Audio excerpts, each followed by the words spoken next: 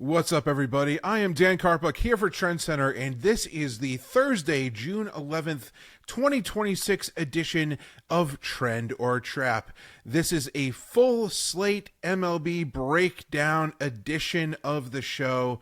We have some really intriguing matchups here on the Thursday baseball slate, so let's get right into it. We're going to go through each game on the board.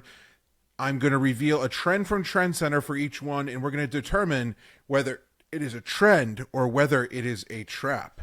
So let's get right into it with the Cardinals at the Mets. First pitch at 1:10 Eastern.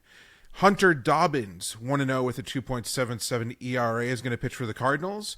Christian Scott, 2-0 with a 2.50 ERA, is going to pitch for the Mets.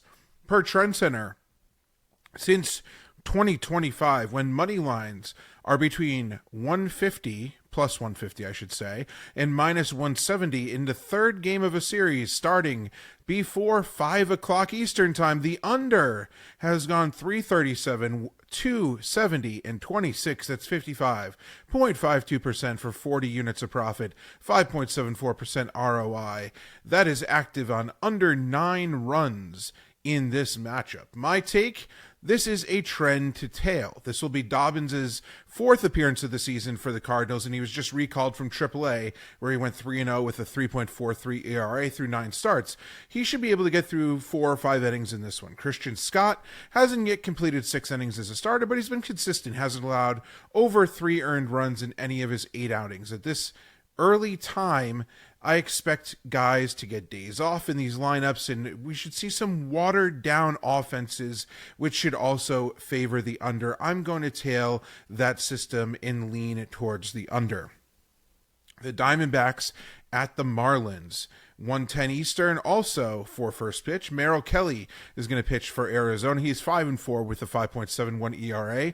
Tyler Phillips is going to go for the Marlins. He's 0-1 with a 2.08 ERA. Per TrendsCenter, it says 2024, when the Diamondbacks have played in a game with an 8.5 run total, the over has gone 72 and 39.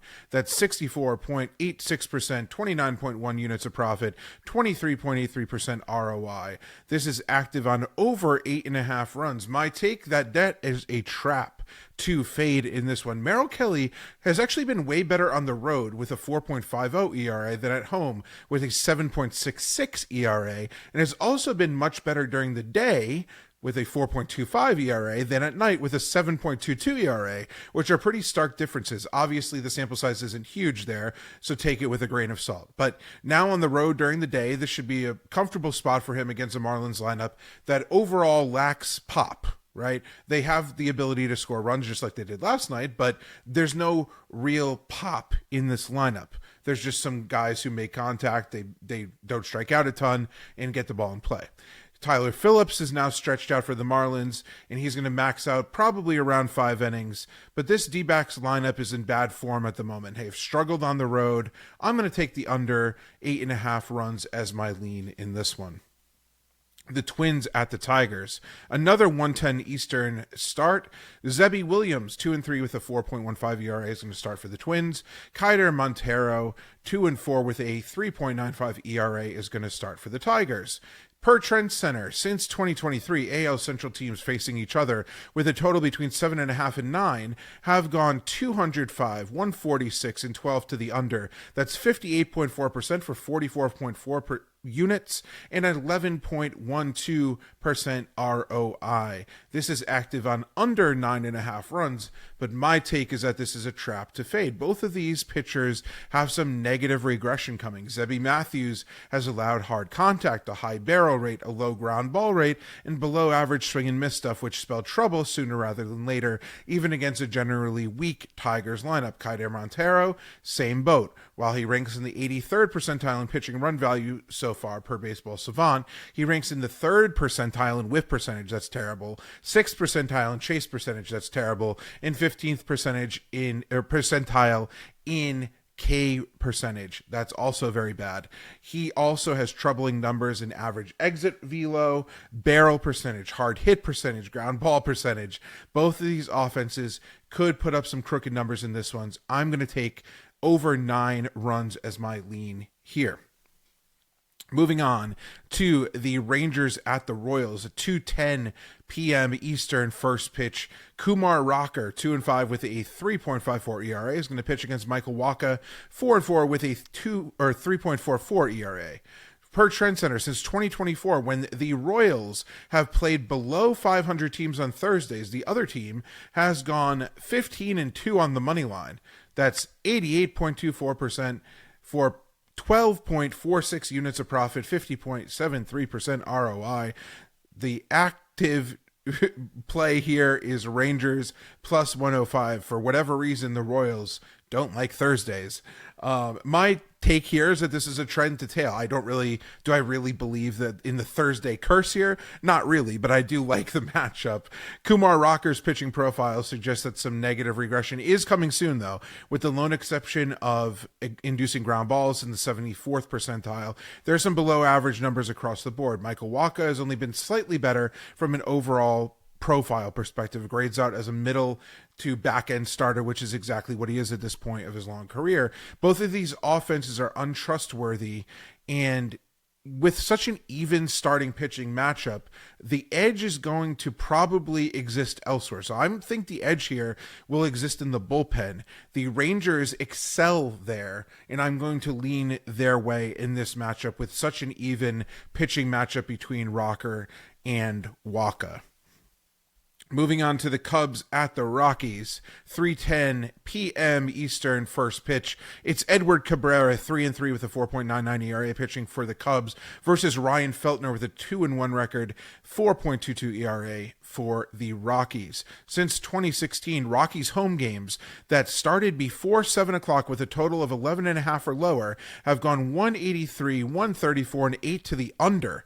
That's 57.73% for 35.6 units, 9.96% ROI. That's active on under 11.5. My take, that is a trap to fade. Edward Cabrera has fallen off the map. He has a -5 pitching run value. That's 15th percentile per Baseball Savant, but most alarmingly, 4th percentile barrel percentage, 5th percentile average exit velo. His exit velocity, or his fastball velocity, I should say, is there. He almost 96 miles an hour on average, which is pretty crazy to see, how much he struggled here with that type of velocity. But it just proves that if you're not spotting those fastballs well, those are going to get turned around by major league hitters and exit at quite a velocity as well, as we've seen. Some decent swings and misses, but when contact is made, it's usually hard. That's a problem at Coors Field. Also, don't let Ryan Feltner's decent 4.22 ERA fool you. He has a 5.67 xERA, that's 8th percentile among major league pitchers, and is a disaster waiting to happen with a very low strikeout rate, very low chase rate, and a very high hard hit in barrel rate. Give me over 11.5 in this one as my lean. Moving on to the Dodgers at the Pirates, 6:40 p.m. Eastern Time, first pitch. Justin Robleski, 7-2 with a 2.62 ERA versus Mitch Keller, 5-3 with a 4.81 ERA. Per TrendsCenter, since 2022, when the Dodgers have been priced between plus 100 and minus 150 on the money line, they've gone 142, 83. That's 63.11% for 36.66 units, 12.68% ROI. This is active on the Dodgers minus 150. My take, this is a trend to tail. This is actually my play of the day as well. The Dodgers have a somewhat reasonable price on the money line in this one, which makes them an auto tail, in my opinion. Justin Robleski has been their best starter all year, owns a 98th percentile pitching run value on Baseball Savant, which is among the best starters in the majors, as you probably guessed. Meanwhile, Mitch Keller should struggle in this one. Not only will he go up against the best lineup in the sport, but he has a negative pitching run value, 37th percentile. This doesn't need much more analysis than that. I'm not going to overthink it. Take the Dodgers in this one, and I am going to do exactly that. Moving on to the Mariners at the Orioles. We're at night now at 7 o'clock Eastern time for first pitch. It's Brian Wu, 5-4 with a 3.74 ERA versus Kyle Bradish, 3-7 with a 3.89 ERA. Per TrendsCenter, in Brian Wu's career starts after 7 o'clock Eastern, the Mariners have gone 27-14 on the money line. That's 65.85% for 9.68 units of profit, 16.26% ROI. This is active on the Mariners minus 110. But my take is that this is a trap to fade. Brian Wu's profile, I'm not going to argue with it. It's a quality one. He ranks in the 96th percentile of pitching run value, rarely walks anyone, gets hitters to chase pitches, and has even gotten a bit unlucky on the mound as his 2.93 xERA, which is in the 84th percentile, indicates. However, he gives up a lot of hard contact. Guess which team leads the majors in hard hit percentage? That's right, the Orioles at 43.4%.